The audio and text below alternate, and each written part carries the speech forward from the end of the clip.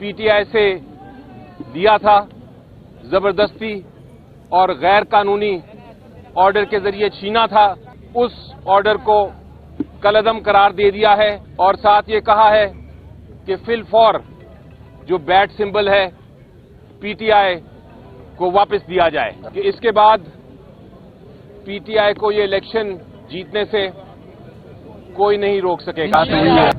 मुलाकात कोर्ट में हुई है, कुछ कंसल्टेशन टिकटों पे हो चुकी है और इंशाल्लाह टिकटों से रिलेटेड कंसल्टेशन कल मुकम्मल हो जाएगी और इंशाल्लाह ताला कल शाम को हम टिकटों का कि यहाँ मुस्लिम लीग नून का राज है, मगर वो तो नजर नहीं आते। क्या आपको मालूम है कि उनके उम्मीदवार कौन होंगे? मुझे भी नहीं मालूम। शहर है तो नून लीग तो नजर ही नहीं आ रही। लाहौर अगर नून लीग का है तो नून लीग तो नजर ही नहीं आती। कहाँ है नून लीग?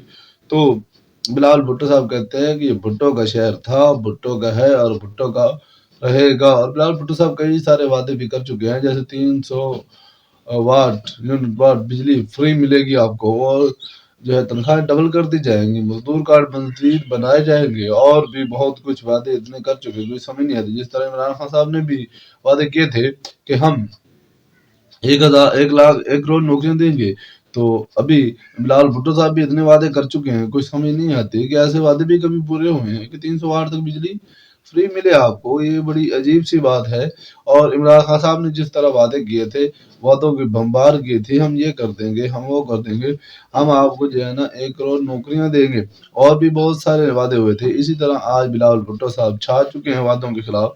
वादे ही वादे हो रहे हैं। 300 वाट तक बिजली फ्री, ठीक है, नौकरियां जो है आपको नौकरियां ज्यादा से ज्यादा देंगी और सैलरी डबल कर दी जाएगी और मुलाजमीन की। और दूसरी तरफ मजदूर कार्ड बनाए जाएंगे, सेहत कार्ड बनाए जाएंगे और स्टूडेंट कार्ड भी बनाए जाएंगे, बच्चों को भी रिलीफ मिलेगा। तो ये तमाम वादे जो हैं बिलावल भुट्टो साहब की तरफ से आ रहे हैं। बिलावल भुट्टो साहब लाहौर को अपना कहते हैं कि ये भुट्टो का शहर था, भुट्टो का है और भुट्टो का रहेगा। फिर आगे से देखे तो मियां नवाज शरीफ साहब, उनके खिलाफ यास्मीन राशिद, जिनके कागजात नामजदगी इलेक्शन कमीशन ने मंजूर कर ली हैं, NA 130 से लाहौर से लड़ेंगे। एक बहुत बड़ा जो है यहाँ पर दंगल होने वाला है, जिसमें पता चलेगा कि नून लीग या PTI की यास्मीन राशिद के कागजात नामजदगी मंजूर कर लिए गए हैं तो क्या बनता है। और हमारे मिंचनाबाद से खबर यह है कि फिदा हुसैन साहब, मियां अब्दुल गफ्फार भट्टू साहब, उनके साथ नजर महमूद शाह साहब भी उनके साथ शामिल हो चुके हैं।